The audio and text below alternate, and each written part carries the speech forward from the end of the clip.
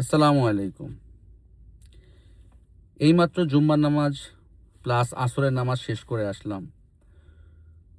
আমাদের আমি যে জুম্মার নামাজটা আজকে পড়লাম, আমাদের সময়টা ছিল আসরের আজানের ঠিক তার আধা ঘন্টা এপিঠ ওপিঠ। তো নামাজ যখন শেষ হয়েছে, মানে খুতবা সহ যখন জুম্মার নামাজটা শেষ হয়েছে, তখন আর ৫ মিনিট পরে আসরের আজান দিবে।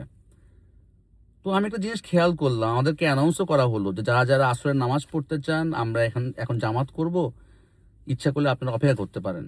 কিন্তু মানুষের হাতে এইটুক সময় নাই, এইটুক বুদ্ধি নাই যে আর ৫টা মিনিট পরেই আমরা আসরের নামাজটা পড়তে পারি। সবাই মনে করেন মসজিদ থেকে দূরে, যে যেখানে আউট হতে পারে সে তাড়াতাড়ি আউট হয়ে গেল।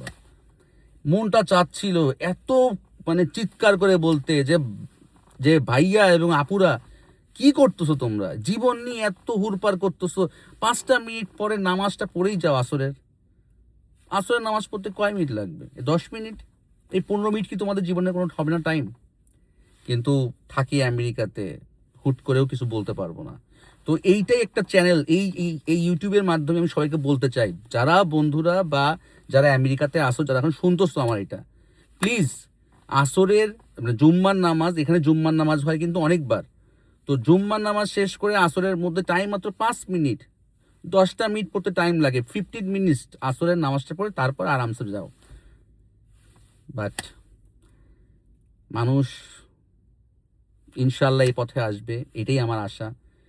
কেন মানুষ এতটা ব্যস্ত আমি জানি না, বাট আলহামদুলিল্লাহ আল্লাহ আমাকে সেই চোখটা ওপেন করাইছে।